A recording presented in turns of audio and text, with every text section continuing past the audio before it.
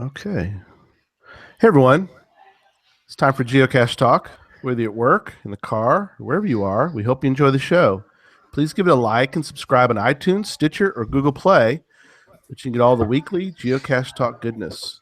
Big thanks to the Trail Bugs for the new theme song and our patrons, Doug Jones, Joshua and Caleb Slinkard, Tom Bretherman, Jeff Arbaugh, Deborah Burris, Joshua, the geocaching vlogger, Nick Hubbard, Andrew Tiepkin, Cecilia Perez, Sydney Sawyer, Valena Mahar, Jane Jewell, Memphis Mafia, Craig Michelle, the Geo Gearheads, Zach Fick, the Deadliest Cachers, Tim Terrell, Neil Moore, Molly the Geocaching Dog, D and David Vickery, Geocaching Adam, Lori Post, Peter Stepanek, and the NoCo Geocachers. If you'd like to become a patron, head on over to patreon.com/geocache talk for more details.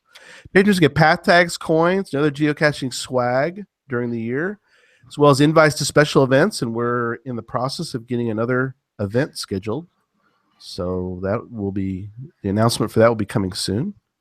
And those are only for patrons. Support levels start at as little as $3 a month. Well, let me start by welcoming my co-hosts, Sydney. Good evening. And Jesse. Good evening. Let's jump right into show 53 for Sunday, June 11th. So we talk about the book. This book. 201. This book. The book everybody has holding up their head. Yes, everybody has a copy of the book. Awesome. 201 geocaches to find before you die. But before we get into the book talk, we're going to do a little bit of news. This week, we all got, well, if you're premium, hopefully everybody is, you got a email mentioning the summer promotion, summer souvenir. I don't know what we call this thing. Y'all are going to have to help me out, but it's the Lost Treasure of Mary Hyde, Hyde. Like she's like related to like Mr. Hyde or something. I don't know. Like Jekyll and Hyde? Right. That's what I was thinking too. So, I don't know. What's y'all's initial impression of the email? I can see that you're just jumping out of your skin by how excited you are about this. I just don't know what to think. I sent a note to Sydney when I saw it. I go, "Hey, what do you think of this?" Because I haven't seen it. And then she saw it. And she's like, "Go ahead." You're like, "I don't know." Well, so if you haven't read it, they're kind of vague about what the details are, but I'm pretty sure they're doing that on purpose, like to get people speculating or whatever, and then they'll come out with more specifics when it gets closer. Yeah. I did like that part of it, that they are being vague about it. And I did check, and one of the first things you've got to do is host an event. And there is one here not that far away, about an hour from me. It's got the exact title, Mary Hyde or whatever, in it. Mm-hmm. But I don't know. I'm not a huge souvenir chaser. If there's one, I'll try to get it. But I haven't gone after every single one that's been out since I've been playing. Right. Some of them I do. You know, when they did that big push, the month push. Yeah. The 31, that was interesting. Yeah, 31 souvenirs in August, I think it was. Yeah, and maybe when they get now, was it last year or the year before they did the one where it was you had to figure out the puzzle? They put out the puzzle. Yeah, last year. Okay. Yeah. I like that. So if they go along that route, that'll get me interested in a souvenir. If it's just go with Tendocito for the weekend, I may or may not mess with it, you know. Yeah, they kind of. Hopefully, they don't go the form. That's sort of almost becoming formulaic. I mean, last year, even though there had some cool stuff in there, it was still go find a multi-cache, go find a favorited cache, go find, So I don't know. Like you said, I don't know. I kind of want it to be, something good. I mean, that'd be nice. But the other problem is they'll do something like you'll get a souvenir in 2015 for a pie event, and then you won't get one in 2016. So it kind of sets up the expectation. But I guess I like it when it's something special like that. Mm-hmm. But last year's was really good. I liked how the spy super hard puzzles, but it was spy. It had a theme, and it was something to figure out. It wasn't just you get it automatically. So Yeah, no, I agree. I that part of it I really did like. I kind of like to see them branch it out a little bit in the fact that I want to see them. I don't know, trick it up a little bit. I don't know, something a little bit different. Where you have to, and maybe this year they might, because it looks like that there's a push toward having a certain number of friends, or am Yeah, I what do you reading it? think about that? My thoughts on that is they're going to try to boost that terrible. I mean, sorry, that Watch the it. friends page that Phrasing. is nothing Phrasing. yet, but yeah, friends. But they have hinted at that they're going to update that. So this is a good time for them to tie that in. So if Mhm. they update that friends page and make it usable. Do you use that friends page at all? I do. One thing I wish they opened up the API on it, because when you go to Cachly, which is my favorite, it kicks you back to the geocaching site. So they haven't opened up that portion of the API, and I understand they can't because of privacy and all that. But there's got to be ways to do it. But anyway, so Yeah. yeah, I do use it. I get a message once in a while from somebody. I tell you where I mostly use it is for Earth caches. No, I I'm not talking about the message. I'm talking about the actual page that has your list of friends that you friended. Oh, that part. Oh. Because I'm thinking of when I go to the friend page, I use it to send messages. That's about what I do. I just do it to send messages. So Yeah, I haven't found a good. But they said they're going to do something to update that. So I right. think I think it has a potential of being something really good. I know I'm optimistic, but I have a potential of thinking it's going to be something good this year. Right. Well, we're going to do our fourth annual. I was trying to find the right time to do our fourth annual Great Hunt of Hunt County, and it's like a good time as any. So we're going to do ours July 15th. And so, are you guys gonna? You said you're gonna. Are you gonna go to that event, Jesse? Or you think about attending one? There's that one event that's about an hour from here. I don't know. The summer's really busy already. We'll So you be might getting just back in go. town about a week. We're going out of town the week before that, so we may. I don't think I'm going to host an event, but I'll try to attend one if it's. I guess it depends on what it shakes out, right? If they do Yeah. something neat with it, then I'll definitely go and be a part of that. Okay. Sydney. I don't know if I'll host one. I mean, I don't know Mm-hmm. what I'm doing that weekend yet, or if we'll be here, or if we'll be doing something. So I'll have to see if anything pops up in my area, and if I'm here, I'll go. Right. If I'm home and if I'm planning to be in the area and there's not really one, maybe I will host one. I don't know. I forgot to also put in the notes about Canada Day. Are you guys going to go to a Canada Day on July 2nd or 1st? I'm planning on going to one. I'm not hosting though. Cool. I'm not hosting either this time, but there are several of those around here, so Yeah. I'll be able to get one of those pretty easy. That's a souvenir too, in case you're interested. But anyway, all right. Well, the jury's still out on the summer promotion. At least is what our perspective on it is. It's still out, so we'll see. But and then Sydney, you've got a interesting update from this weekend. Right. So I know we've talked about webcams previously, Mhm. and there's a whole section in this book. There about is. webcams. There is. And I actually found one of the webcams in this book. Oh, which one did you find? Was Power Vista near Niagara Falls. Now that is very unique. So tell everybody about that, because it was worthy of the book, but it's also worthy to mention. So go ahead. Sure. So it's at a museum at the what is called the Port Authority. There's like a big dam there, and they use the power from the falls to create electricity.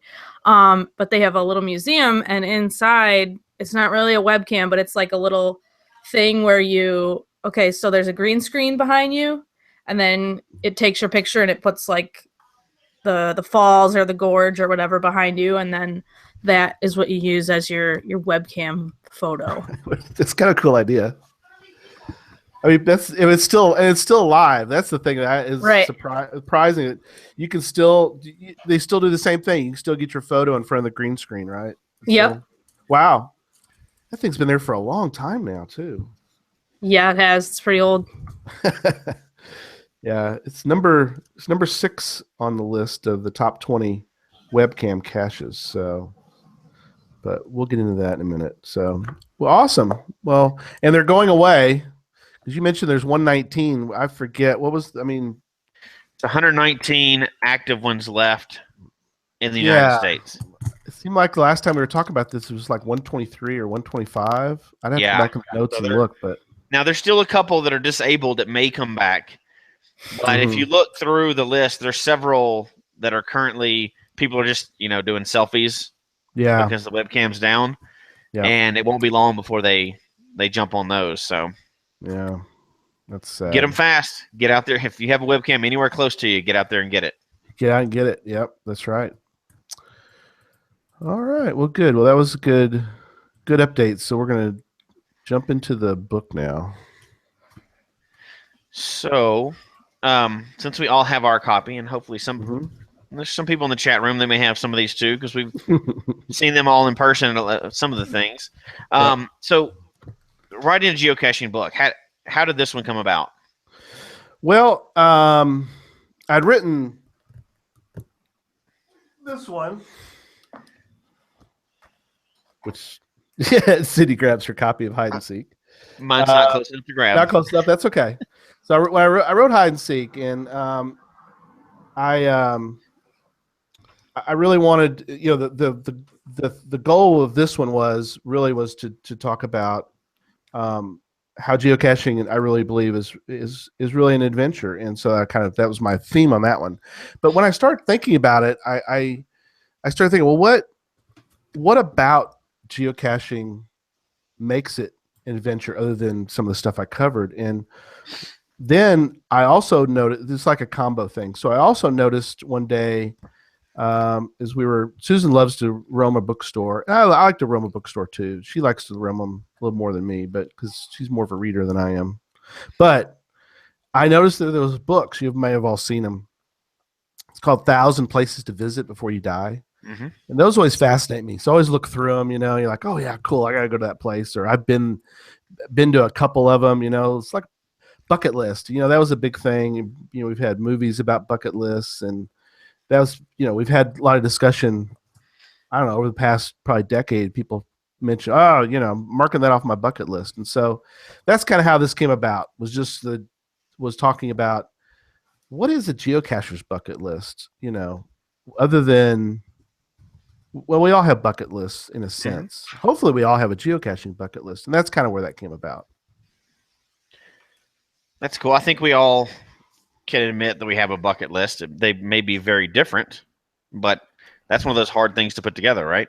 Yeah, and they definitely do vary. And that's the beauty of geocaching, is you can have your own bucket list, but there is not really, and correct me if I'm wrong, anybody in the email me or mention in the chat room, but I don't know of any bucket list books, geocaching books that are out there. I looked, and this is the only one I know of. I know of one.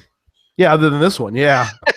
But I thought, I don't know why somebody hasn't taken a stab at it. So I took a stab at it. So that's how that kind of came about. Well, I think we're going to discuss it tonight, but the reason I don't think people have before this one is it's hard to come up with that list.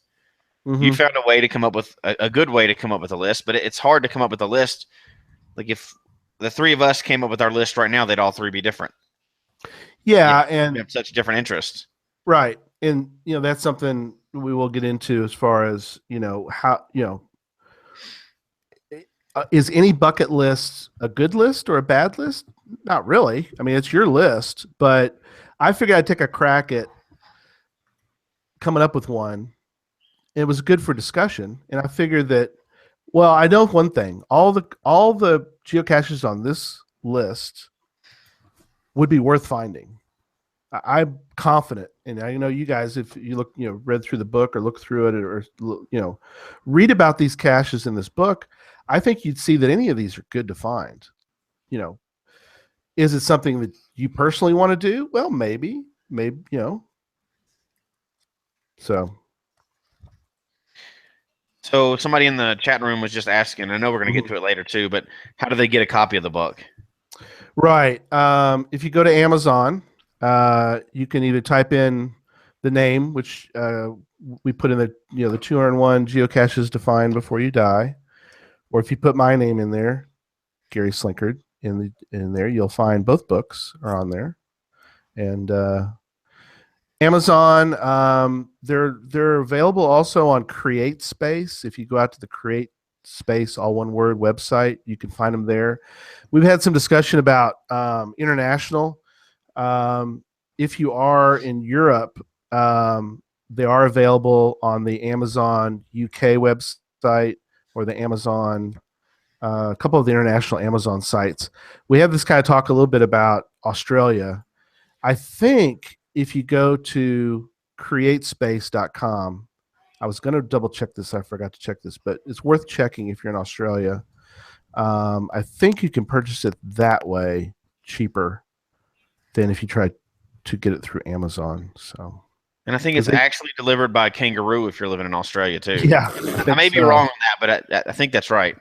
Is that how the post service works in Australia? I think so. I mean, somebody may have different information, but that's what I thought. Well, Craig will be on in a couple weeks. You can ask him. Our Aussie buddy, we'll ask him how he gets his mail, because I think it's either kangaroo or it's the dingoes. They deliver them. One of the million species down there that's trying to kill you. You don't want the dingo to deliver your mail, because the dingo will just eat your child. Oh, that's not good. That's right. That's off topic already. I see how we're going with this tonight. It's gonna be a great night. So, this book, and so I've read both, of course. Mm-hmm. I'd feel pretty bad if I hadn't, right? Well, I appreciate that. I understand. I was your first book was very good, but sure. I was more excited about this one because I knew about them before they came out, of course. Yeah. But so just to clarify that I like the first one a lot. Mm-hmm. I think it's good for handing out to people or explaining. Yeah. A good way of explaining geocaching. But I've been in the game for a little bit, as we all have, and this one was exciting because we're always trying to put together that list, or mm-hmm. we're always trying to find that cache that we didn't know about, and reading through this, I'd heard of several of them, obviously, because they're popular. Sure. But there's some of them I'd never heard of, and after I read it, I was like, well, if I go through that area, definitely that'll. There's a lot, really, and this is the interesting part about putting this book together, was just that very fact, that these aren't 201 geocaches that I found that you need to find before you die.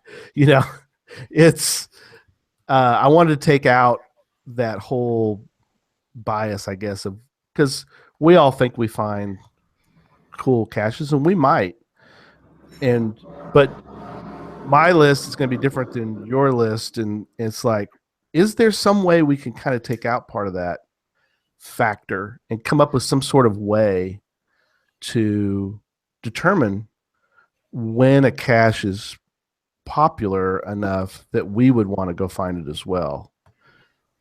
Because all three of us for sure can come up with a cache that we're like, that cache was awesome.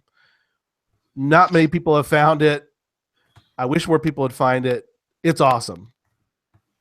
But and my favorite cache ever is not in that book. Right. It's currently archived, but I don't think it was when you were researching for the book. But it didn't meet the bill. Didn't meet the criteria for the book. Right. What I was using for the book, and that's something interesting. We've talked about this. Even Joshua, the geocaching vlogger, he did one recently. Did a vlog. You guys probably saw it. It was an earth cache where you slide down the waterfall. Yeah, that was a funny video. Yeah, and of course he texted me. He goes, "Hey, that wasn't in the book." I go, "Yes, Joshua, I know it wasn't in the book because we've already had this discussion about." He goes, "Why wasn't this one in the book?" It's like, well, I know it should have, but it didn't meet the criteria, and I set up a criteria for it, and I kind of stuck with the criteria. So, well, and Ed in the chat room mentioned 201 is a small number, and it is. So there's going to be a lot left out when you're talking about 3 million something now caches. Mm-hmm. Of course, it left room for the more 201 geocaches to find. No. There you go. The next 201 geocaches to find. Right. And it's also worthy to point out that Mhm. these numbers that are in here are constantly fluctuating. Like one cache that's not on the list might get a bunch of favorite points in the next couple months and might be higher than something that's on here. So it's Right. constantly, favorite points on caches are constantly changing. Yes, and that made it difficult, or that maybe that's why many people don't write the book, is because they're like, well, it's going to change. But then again, that 1,000 places to visit they update those books, and that's something that I there's new versions of I made a note in our for all of us that we get the Fromers or the Fodors, however you pronounce that, those travel books all the time, and it's updated every year. So I'm just gonna update this one hopefully every year if I can keep up with it. But once a year. Ryan in the chat room asked, "Is there a prize for the first person to get all 201?" If you can prove to me somehow that you found all 201, I will give you a prize. As will I. That's so impressive. I'll find a prize to give you for that. Right. Yeah, Ryan, go for it, buddy. I'll definitely do that. That's for sure. But anyway, enough of that. And also, another worthy point, this is just the US, correct? It is. When I started, my first thought was I was going to do this for the entire world. And then I started the process, and almost all of them were in Germany that had favorite point. And we'll get into the favorite point part here in a minute. And I thought, well, I could write it and get my friend Hindle to help us do a German version. But I thought, I want to start with something. So I started with the US, and I figured I'd branch out from there and do one for Canada and one for the UK and one for Australia. All the major, North the ones Korea. that. Well, yeah, North Korea. There's no geocaches in North Korea. No. Oh, okay.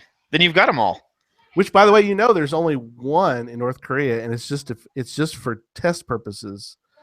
Geocaching.com set one up in North Korea. It's not real. It seems like somebody would put a pin in North Korea and have it on the South Korea side. Right. Just like a puzzle, but here's the final. Just on the DMZ side or something. Mm-hmm. Way up in the north part, like in a little remote location, something like that. I don't know. But yeah, no, you're right. This is just US, and it's but again, still, if the lists do change, and they have changed, but these are all still good caches, and so I think that's important to point out that these are all worthy of being found. And from my understanding, there might be one that gets archived, but I haven't checked lately, but I think all of them are still active. But there you go. That's another reason why you need to find them soon, because we all know geocaches don't last forever. So They don't. One of the really interesting things, and I'm not going to try not to give any spoilers away, but it's been out for a little bit, and I think a lot of the people in the chat room already have it. But no, go ahead.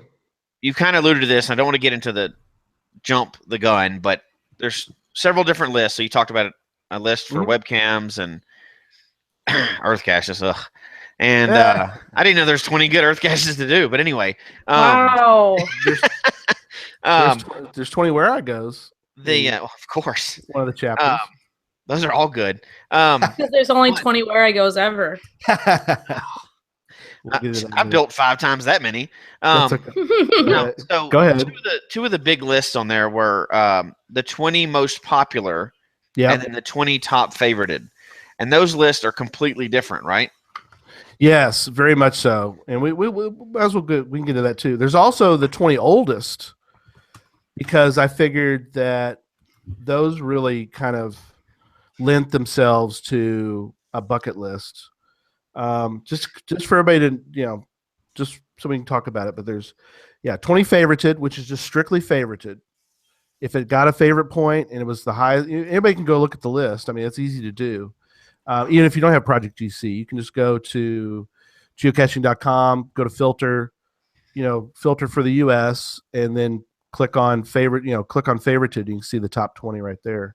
That's what that is. That's just that list. And I think we figured, Jesse, you had like 8 of them, I think. For depends. Okay. You're talking about the top Favorited. Yeah. Favorited. Yeah, 8. I've done 8 of those. That's pretty good. If you talk about the other list, I've done 0. Yeah, the top most popular geocaches. Which, how could that be so different, right? I know. They're very different.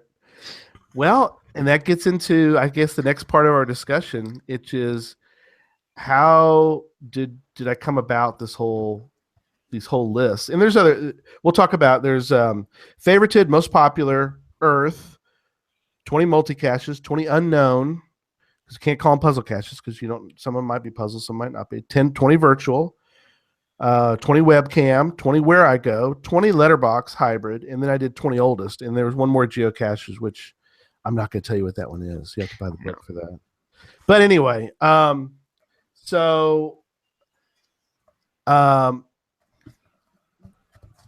it's into lower. The formula I use is called lower Wilson, or lower bound of Wilson score confidence interval for a Bernoulli parameter.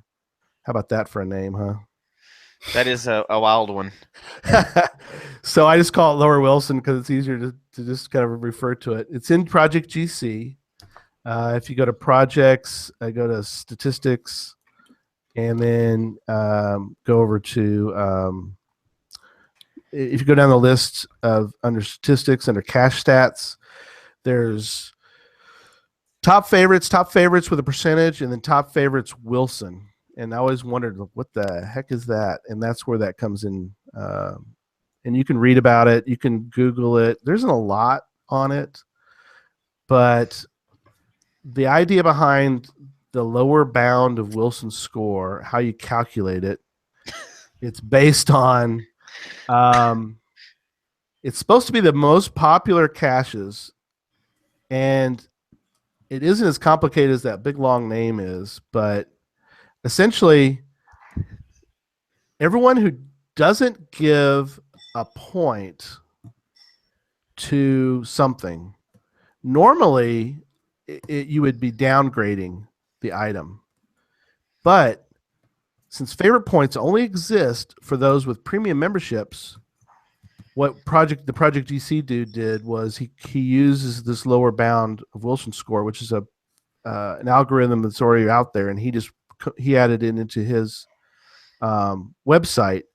And what he did was he factors that in so that if 100 people find a cache, and of those 100, 90 of them are premium people, then those 90 are what he's going to go off of to figure popularity. He throws out everybody who doesn't have a premium membership, because the ones that don't have premium memberships don't have any opportunity to use a favorite point.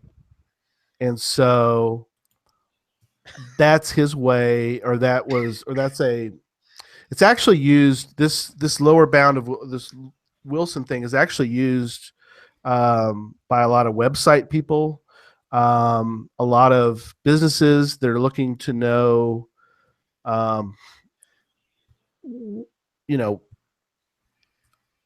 scores, Yelp, those kind of Urban Spoon, those kind of websites do use some of those algorithms to determine if somebody actually went to the trouble to give it a favorite point or favored score or whatever. There's a way to factor that in. So that's kind of where that's coming from. And it eliminates some things too, because some caches just get a lot of traffic. They're in a location that gets a lot of traffic. And even though they have 100, 200 favorite points, they may not be getting a large percentage of favorite points. So their score would be lower, right? Right. And was the idea behind it was, like you mentioned, the ones that are the most favorited. Let's say use the St. Louis Arch for a good example. That thing gets a lot of fines. It's a virtual. It's the Arch in St. Louis. A great spot. Probably should get a favorite point, but its percentage of people who have found it and gave it a favorite point is lower than, well, it's out of the top 20 because it has a lot of fines, but not many people percentage wise took the time to give it a favorite point. So, Well, and there's no perfect way, right? So, No. and Adam mentioned in the chat room that it's only really taking the rating from premium members, yep. but there's really no way to rate it from non-premium members because they can't get favorite points. So you have to have some kind of data to look through, right? Right. There's no way to truly find out what the most popular is because you can't go by numbers or, just fines. You have to have some kind of rating system. Yeah, and that's why, of course, I left one of the lists being top favorited. But the idea behind it is, and I put in the book a note, and because I actually I put in there the complaint into the book, knowing that people are going to complain about it. So that's why I put page 9. I put so you just picked your favorites. Oh, that was How could you forget? Blah blah blah. And then I went down. And I said. Again, normally with this formula, everyone who doesn't give a point is down rating, which I read you that part. Indeed, it may be more useful in a top-rated list to display those items with the highest number of positive ratings per page view, download, or purchase, rather than positive ratings per rating. And so by doing this, I had to come up with some way to come up with a way to hit popularity.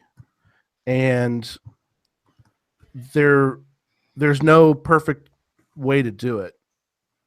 I mean, there isn't. But I figured that what is it that we have in geocaching that would give any kind of tangible number? Is there anything we can do other than just telling our friends? And that is a favorite point. That's the only way in geocaching to this day that where we can say, yes, I'm giving this cache a thumbs up. And that's really all we can do. I mean, if there's no real other way of rating him. I mean, that's what we've got. You've got to figure out a system based on the numbers that we do have, right? Right. If they had a way to do at the bottom of every cache, if there was a little thumbs up thing where you could pick, 1 through 5 or something, or, some way to, well, there actually is. Is there? Yeah, I just didn't catch on. I can't remember the name of it right now, so I'm sure somebody in the chat room will know it. But there was an add-on for one of the, I don't remember who did it. It was a third-party thing that you could add on, and you could rate caches in a 1 through 5 system. Oh, and if cool. you have the extension in your browser, yeah, when you pull up the cache, it'll show up for you. So obviously some kind of API thing or whatever. And whoever rates it, it can have the 1 through 5 thing on there, the stars, and I think even half points. Right. But that only works if everybody has that. So exactly. It was like an extension add-on, and I used it for a little while, and then found out people weren't really using it, and so it didn't really help much. Yeah, I mean, there isn't any quantifiable way right now that we all have access to, other than the favorite point. Adam says CGO shows that rating. Oh, does it? That's cool. I don't use that. Good for CGO. Yeah. That's also a limited number of people. Well, any of those would be limited. If you use Cachly, that's a limited amount of people, even though we love it. I mean, that's another. Well, unless that was a geocaching.com thing. Well, yeah, I don't know. That's a good question. I don't know if it was. I wouldn't. I haven't seen it. Well, let's put it this way: it's not there now. No, I'm saying if they did use it, that'd be the only way to go to everything. Yeah, absolutely. Because that would take away from the favorite points, though, wouldn't it? Yeah. So it's probably not going to happen. Well, unless they change it, might change the system and allow for, because you see, we've all seen it where people are really excited about a cache. Like, I wish I could give it 2 favorite points. Maybe they could come up with a way you could give up to 3. You know, Oh, now you're really getting complicated. Yeah, you're really complicating it. Yeah. So, but yeah, we don't talk about Open Caching North America. You know, we don't talk about. That's the only other. I mean, is that the only other site that I was the only one I? There were some other ones. There were others, but there was that Garmin Open Caching version. But I mean, right now there's only the one. I mean, I know OCNA people are going to be up in arms about it, but I mean, how many of you guys have found? I know Jesse has. Sydney, have you ever found an OCNA cache? Nope, I haven't either. So, again, smaller market. That's just like the other things we were just talking about. It's a smaller market. We generally talk about the biggest market, which is geocaching.com. So right. So so that's what we had to use. We had to use something, and so that's what we kind of used. Now it's interesting if you want to go do some reading about it. I put some things in the show notes. We're not going to really go over it, but there's the guy that came up with it, the Swiss scientist Jacob Bernoulli, not Daniel. He's a different scientist, did something different. It's Jacob Bernoulli. He's the one that had the formula. But then Ed Wilson is the guy who is where we have the lower, why it's called the Wilson score. He's the one that sort of factored this in a little better to balance the portion of positive ratings with the uncertainty of a small number of observations. Fortunately, the math was worked out in 1927 by Edwin Wilson. What we want to ask is, given the rating I have, there is a 95% chance that the real fraction of positive ratings is at least what? And that's why when you look at those lists, and we were looking at this before the show, it's not exactly what you think it is, because it's a score based on that. It's giving a percentage of chance that what is the real positive rating, and so it's a way to try to factor that. And so on top of that, what I did also was I cut it at 50. There had to be at least 50 finds, because the whole lower Wilson score doesn't necessarily work as well. The closer you get to 1, which makes sense. If anybody knows anything about statistics or does any kind of math, you know that with less and less in your grouping, your numbers get really, really skewed quickly. And that's why you need more people. When you try to do any kind of survey, you don't want a survey of 5 people because your numbers are really skewed one way or the other. So you need, the more you have in your survey, the better. And so that's why I kind of went with, I used 50 because it seemed like, from what I could tell, the Wilson scores for at least 50 caches were factored pretty well, that those caches were getting good numbers, versus, because if you had 5 people find it and 5 people give it a favorite point, well, that's 100. So that should be at the top of the list, but that doesn't give you a real picture of a cache, I don't think so. Right. It's not enough time to see like if everyone likes it or if it was just by chance that those first 5 people happened to like it. Right. And not to get too mathy so we don't put everybody asleep, but when you were explaining it to me, I think the important thing was, so like on geocaching.com, you can see a percentage of people that have favorited it, but that doesn't give you all the information, because it could be 50% if 5 out of 10 or 50% at 500 out of 1,000. Yeah. What the Wilson score does, and when people get in and play with it on Project GC, they'll get to play with it more in individual caches, but it assigns a score based on all those factors. Yeah. So that's why it's so important, rather than just looking at just favorite points or anything else. They've worked that part of it out. Right. And that's why I didn't want to use the the stat that's for favorited a percentage, because that's just strictly a percentage. This cache was found 1,000 times and it has 400 favorite points. Well, 400 favorite points is a lot. In fact, that blows away a lot of caches. But is that truly? I mean, of those 1,000 people, only 400 people took the time to click on it and go, "Yes, I'm giving this thing a favorite point." Is that cache more popular than a cache that was found 200 times and all 200 people took the time and effort to go, "You know what? This cache was awesome. I'm giving it a favorite point." So that's where that comes in. Interesting. I mean, it's there's we could talk about what the best rating system is forever, but this is probably the most accurate one you could find. Yeah. And nobody else has done it, so you got it, and we're it's you can have enough confidence in it to know that it's a popular cache, and it's a rating system based on popular cache, even though no system would ever be perfect for that. No. And so enough of that. We've kind of beat that, but as far as the book goes, there were some caches. In fact, there was one that you found, Jesse. Actually, you've got your photo in the book.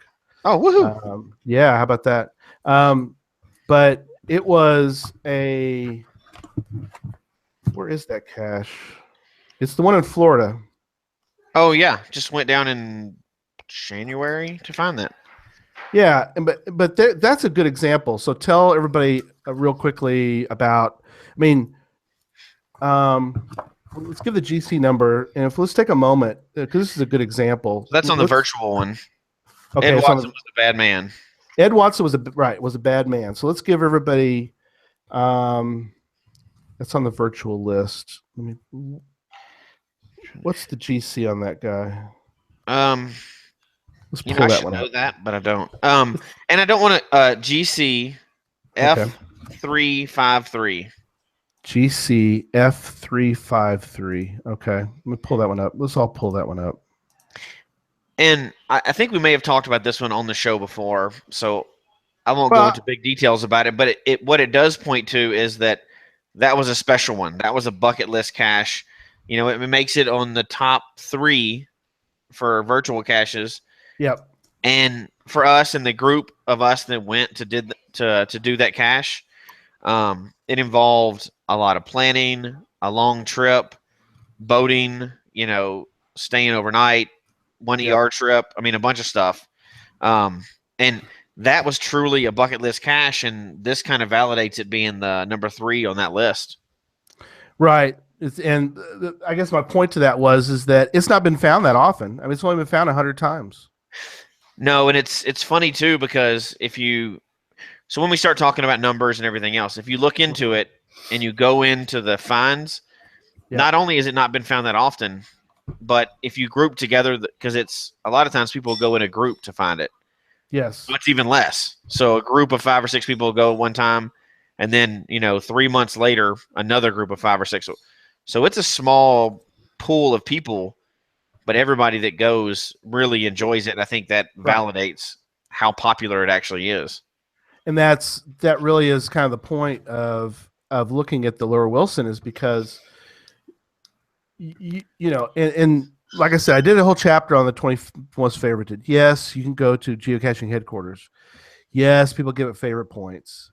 And I'm not trying to discount going to headquarters, but what about those caches that are like that one? Or one of Sydney's favorite, which is the Earth cache, the Eternal Flame Earth cache. I mean, that's one that it sounds great. Sydney, you've been there, so I mean, yeah, it's really cool to see. It's something that I had never seen before, so that might be something about why people give it a favorite point. I mean, there's so many reasons to give a favorite point, and it's going to be different for somebody else. Like maybe you were with, your best group of friends, and you did a cool hike, and it was more about the time you spent with your friends, or maybe it was, a cool location like an Earth cache, or maybe it was the cache itself had a really cool theme or something like that. So there's a gazillion reasons why someone might give a favorite point. That's true, but you hope that people are giving a favorite point not just because they were there, or let me see if I can just do this right. All three of us have probably done this. We've all given a favorite point to something because it was a great trip. Mm-hmm. We all went out to Denver. We all loved some of the caches we found there. Did we give a favorite point to something when maybe our motive was more, woohoo, we're at Geowoodstock 14er, and this place is awesome, and we're having a great time, so we're giving it a favorite point or something. I mean, maybe. I don't know if that particular instance, but I might have done that before. Or it's like, okay, so this particular cache brought you to a cool location, yes. but the cache itself wasn't really that amazing. It was a bucket. Well, I think Jesse has. You didn't get to do Terriall, did you, Sydney? No. Nope. Okay. Well, Terriall is kind of a good example, I guess. I think I gave it a favorite point. What about Mingo? Same thing. Yeah. Well, Mingo actually. What's interesting is the thing about Mingo is I kind of like the container of Mingo, but Terriall, it's a Home Depot bucket. Sorry to ruin it for everybody. Just spoiler alert. It's a Home Depot bucket. Do I give it a favorite point? Of course I gave it a favorite point. It's the oldest cache in Colorado. Now, it's also a very pretty drive and a very pretty location. So in fairness, it takes some effort to get there. You have to plan for it. I think it's one of my highest geocaches, so it's up in the hills a little bit.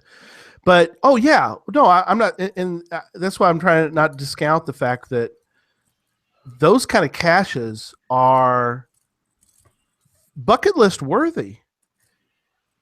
But the cache itself, so I guess that's what you're kind of getting at, Sydney, is that there's more than one way to look at a bucket list cache, right? Absolutely. I think Jesse said this before, that between the three of us, our bucket list caches are probably really different.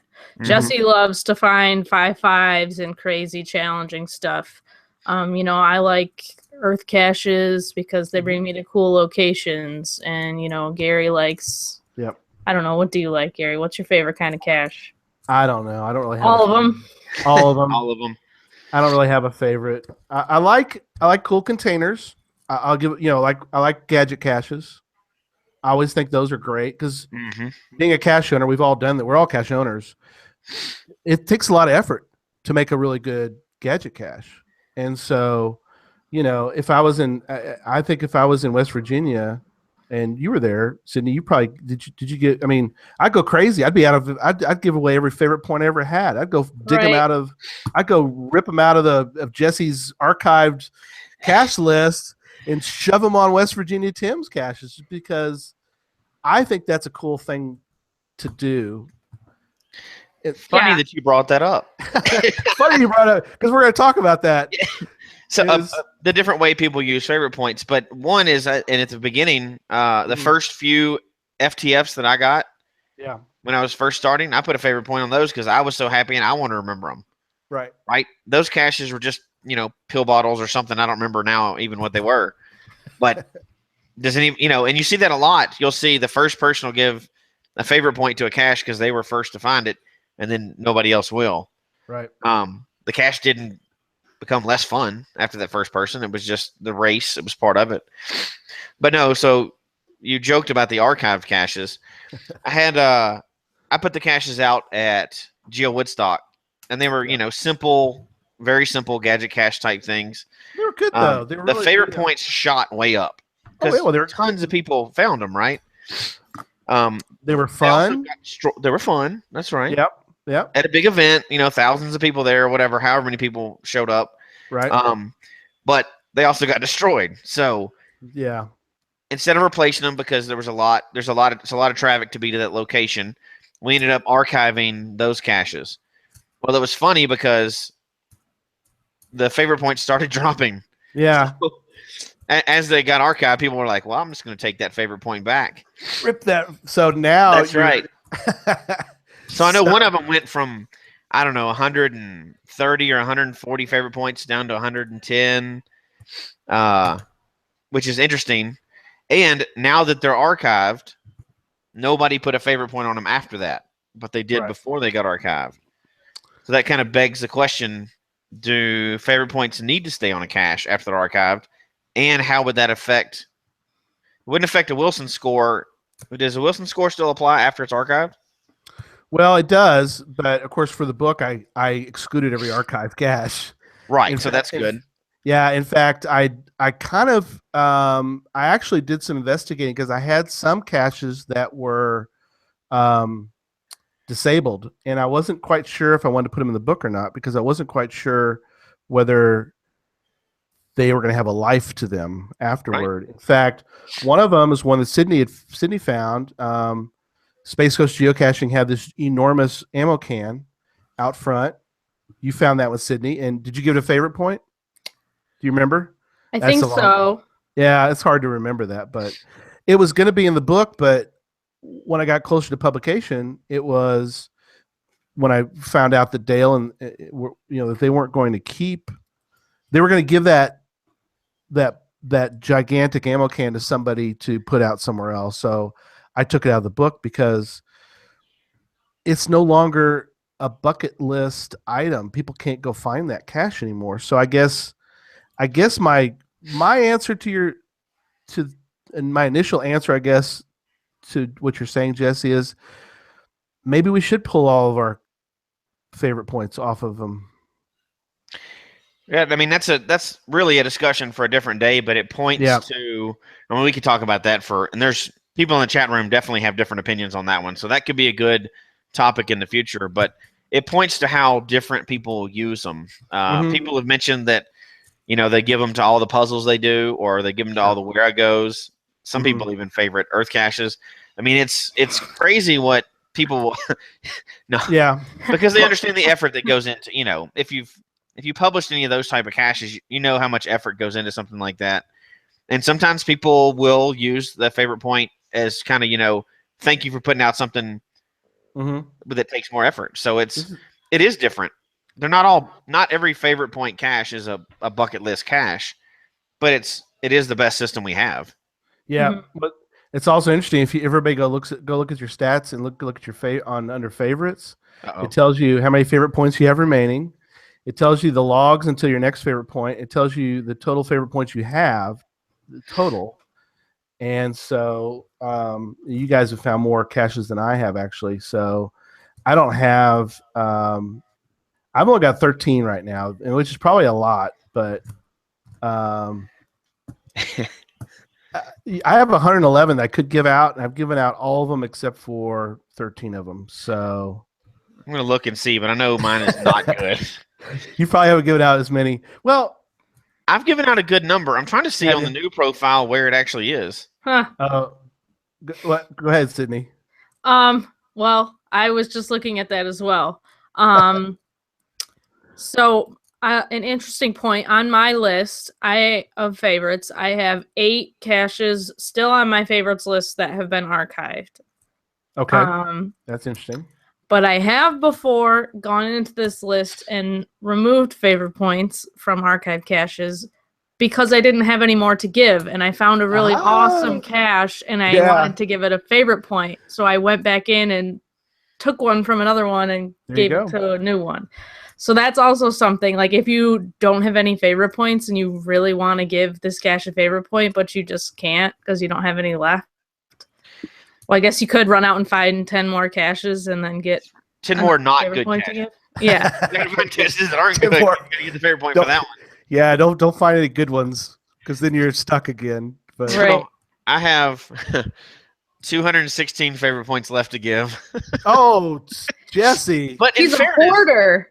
In fairness, no, but out of a total of 514, I've got Yeah. 216 left to Yeah. give. So I've makes given out sense. 60% of my Yeah, favorite that's good. points. So And I that's guess, fair, right? yep. And I think that um, thinking about this a little bit, I really do believe that people should pull their favorite points, and that's because and give them to caches that you really like, because people are going to they're not probably going to buy the book, but they're going to use Laura Wilson in Project GC. Of course, there's not, I don't know what the percentage of people, I'm sure it's gone up now that we have challenge caches. Can you use, by the way, can you use the Laura Wilson score in a challenge cache? Ooh, I don't know. Tough question. It's in Project GC. I mean, I don't know how you could use it, but anyway, give that some thought. Well, but I More guess importantly, can you make this book into a challenge? Go find 201. Right. The answer to that is no, by the way. But no, you we can't. can get into that for another reason. But Yeah. no, you cannot. But if people are using, I guess my plea is that if people are using Project GC to look for caches that are bucket listable, or caches that other people think are great, then we need to use our favorite points wisely. Uh-huh. I think we'd all agree on that. Don't just give them out for willy-nilly. Don't give them to your buddy's caches just because he's your buddy or your whatever, because people are going to look at those. Even if you just look at, I mean, I think we've all done this to an extent, is I'm going to Denver this weekend. Well, I pull up all the caches that are in the Denver area, and what do? I click on the favorite points and I sort them by favorite point. I want to know what caches in Denver have the most favorite points. Even if I don't go through Project GC and make myself a nice, cool list, which I probably would, but even if I didn't, if I was in a hurry or I just wanted a quick list, I mean, haven't we all done that? I mean, that's something we all should. I know I have. If I'm in an area, and especially if you look around like it's a brand new area and you haven't planned ahead of time what you're going to do, and you pull up the map and you sort by favorites, and you have one that's got like 36 favorite points in a small area where everything else has like 2 or 3 favorite points. Right. You know what I mean? There's enough interest there that favorite points is important, and you want to go check it out and see what it's like. If you only have a certain amount of time. I mean, I know, Sydney, right. when you did the trek from way over in New York, wherever you are, all the way to Denver and back. I mean, I know you used Project GC, but did you incorporate favorite points into your planning, or was a little? I did it mostly for just because we had limited time, mostly for in Denver, like what's the good caches to do. I looked a little bit for my route, but we didn't really have a chance to stop that much because I would have wanted to stop like every 50 miles or something, and then it just we wouldn't have gotten anywhere. So I kind of picked and choose. Like on my route, I was more doing the really old ones that could fill Jasmer spots for me, because I would never be near that cache again to get that date or whatever. There's great caches everywhere. So I mean, you're kind of missing out on a great cache, but you could still find just as cool of a cache somewhere else. And I think that's a great point, is that you went to certain caches because they weren't great caches, but they were just across the state line. And he's like, and it was on your way. It was the cache along a route. You know, I need this Michigan cache. I don't care what it is. It could be a lamppost skirt but you needed that cache because you wanted to get that state. That's the same thing we did this weekend. So this last weekend we were, on a road trip. We were heading out about 8 hours from our home just to get away for a few days. So we were going through different counties. We did not pick the highest favorite point in that county. We were driving straight through. We picked the one that was the closest to the interstate, or at a rest stop, or at some place we could just swing through. And there was another one for a backup just in case. So there's all different ways to do that. But if we'd have had the time, we definitely would have. Hey, there's a virtual, or hey, there's something very cool to get in town, and favorite points is a good, easy way to do that. And I think that was why. and I'm just pushing the book to sell them because I've sold like 5 of these things, so don't worry about. Yeah, I'm not gonna make a lot of money off this, but something like this I think is perfect because it is not for those kind of days. They're not Right. for, because we've all done that, and those are all good things to do. I mean, Jasmer, Fizzy, all those things I think are great. Just challenges in general, however you want to look at it. If you like puzzles and you want to do just puzzles, well, that's good too. But what if there's a whole grouping of caches that you've not found? And we both talked about how most of these, most of the caches in here we've not found, but yet they're like, I mean, just any of them. Just pick. There's the cache in Arizona that moves around. It's still allowed to be moved around. Well, I mean, isn't that weird? That's weird. I mean, not there anymore. not anymore. Oh, is that one gone now? Yeah, that may be another show too, but I think there's been some recent archiving of caches that don't fall into rules. Darn. Currently. But that's been there a long time. Yeah. But that's another show. That's another show too. So we got 2 or 3 other shows, but I think you bring up a good point, and we had this discussion just this weekend. We're done with Jasmer, we're done with Fizzy. We've done all those standard challenges now. Mm-hmm. There's only so many of the you can find new challenges all the time, and those are great.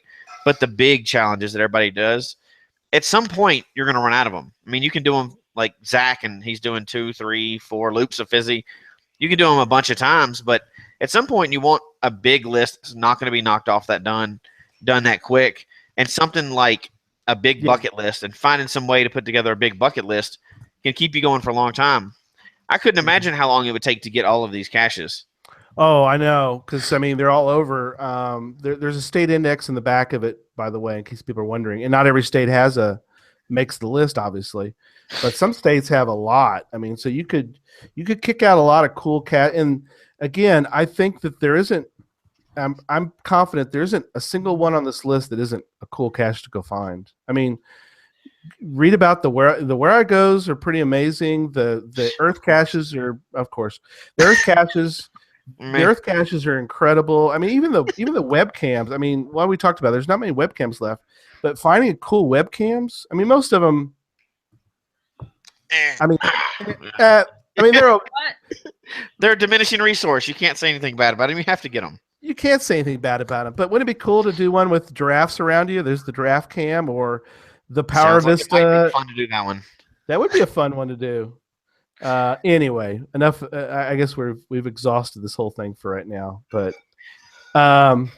I would be curious before we leave the point. I would be curious, and a lot of people in the chat room the whole night have been talking about which ones they've done.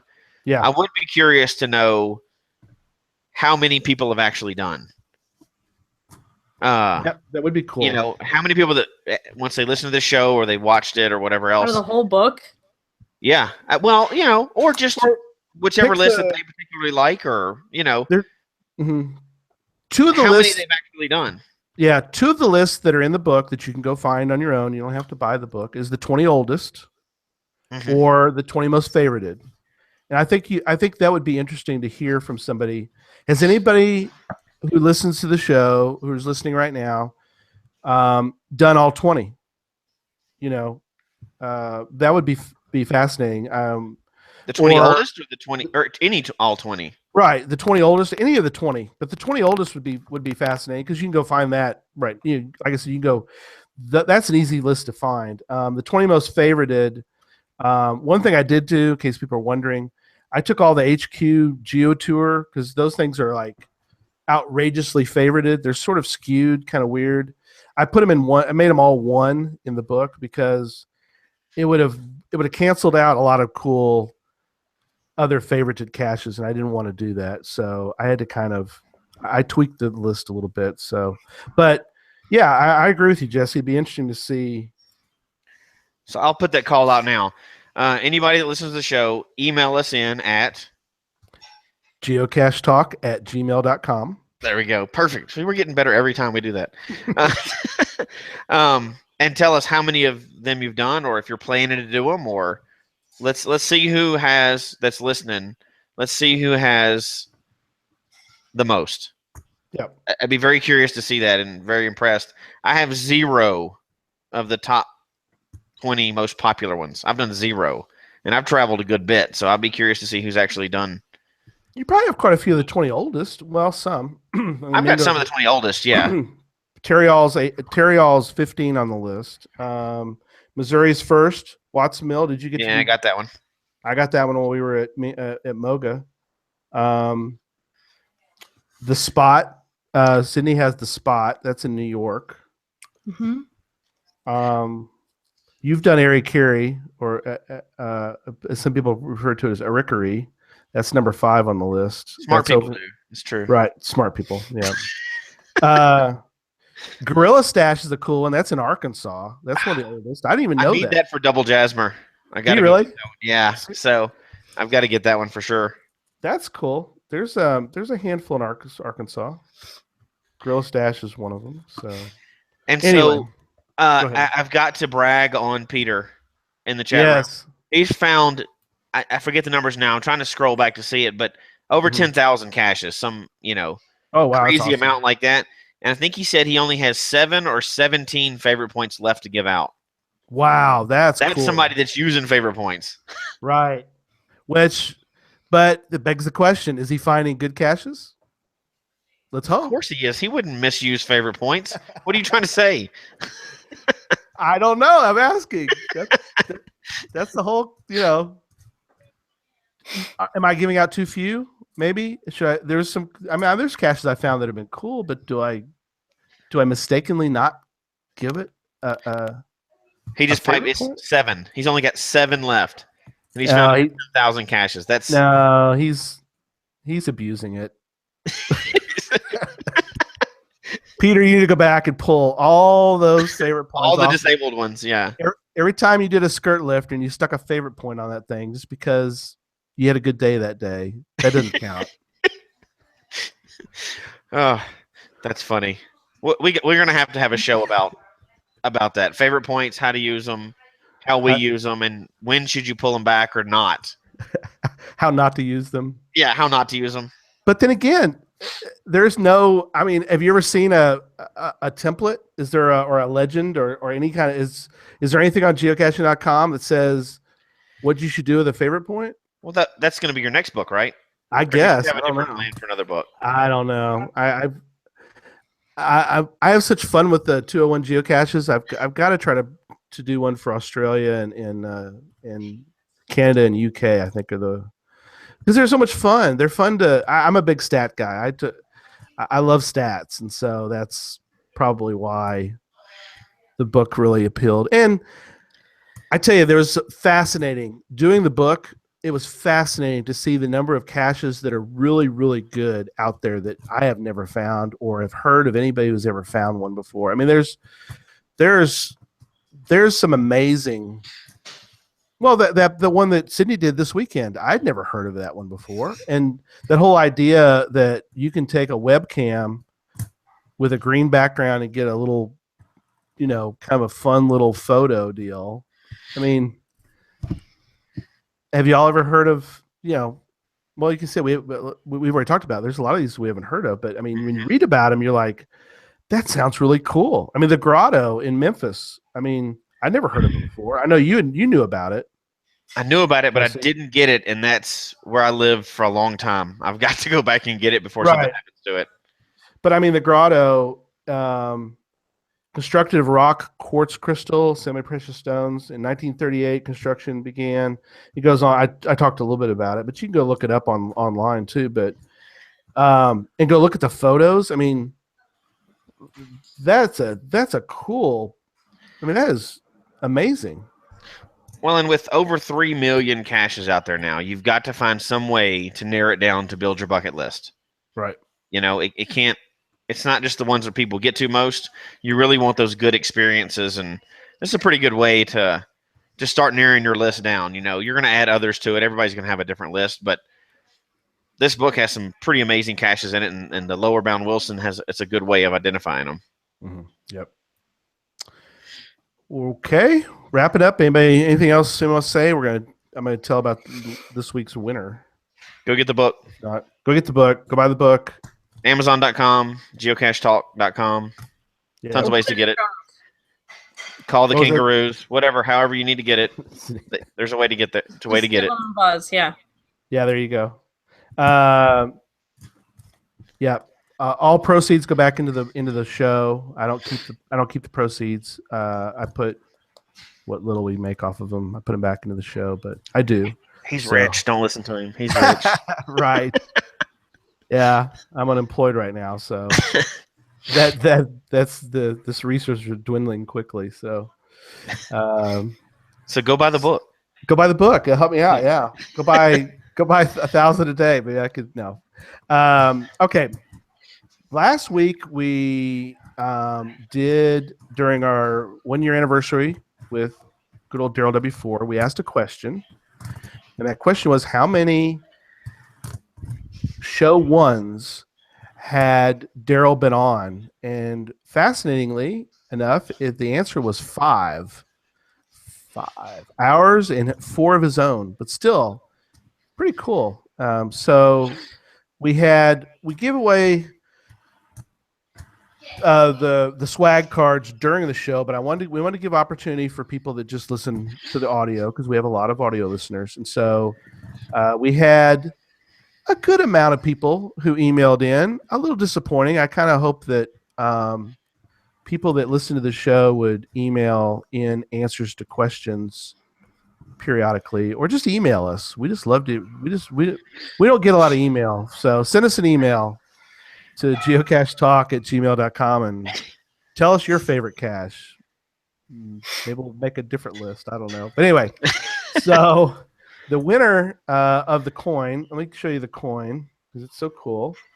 It's GPS Adventures Arkansas. You can't even get that anymore, or can't even go to it. Well, you can't go to GPS Adventures, not in the U.S. So anyway, provided by our friend Kendall Tabor. Coonan Bud is what he goes by. And there's the back of the coin. So it's kind of cool. It's a nice coin. Anyway, he provided the coin for us. And the winner, drum roll please, was Eric Beal. I did took everybody, random.org, and his name came up. And his geocaching name is Eric and Virginia. And so, Eric, I will be sending this coin your way hopefully this week. And so congratulations on winning the coin. So coming up on the show, next week we have show 54 with Joshua, the geocaching vlogger, is going to be on. We're going to talk geocaching and Munzie. Can they coexist? The M word. Not shockingly, I have some interesting opinions on this. Like we all do. It's gonna be I think your opinions have changed in the last couple months. Oh, yeah, but it just stirs up other emotions when we talk. Anytime I get a new, well, we'll wait till next week. we'll wait till next week. We'll have another hour going right now. Hey, of the three of us, Jesse's the longest with an account. He was 2012. Mine was 2014. I joined Munzie, but didn't do it.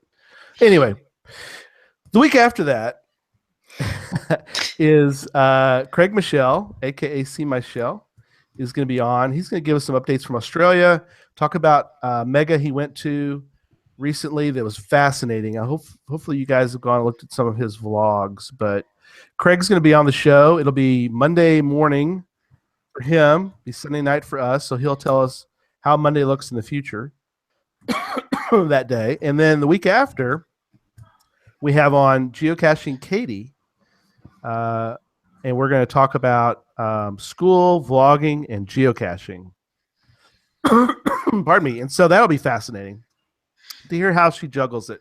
And go check out her vlog too. She's got some great vlog. And just hear about how she does all that, because she does such a great job with her vlog. And so it'd be fun to hear how she juggles everything. So All right, cool. Well, guys, folks, we hope you enjoyed the show. Please email us your comments, geocachetalk@gmail.com. Don't forget to follow us on Twitter @geocachetalk. Gary is @GarySlinkard. Jesse is @Memphis_Mafia, and I am @ShermanatorGC. We are on Facebook, facebook.com/geocachetalk. Show can be found on iTunes, Stitcher, Google Play, as well as our website, geocachetalk.com. Don't forget to click that subscribe button below so that you can see and hear the show on a weekly basis. And until next week, don't just talk about geocaching. Go give a favorite point to your favorite cache and go geocaching. Good night, everybody. Good night.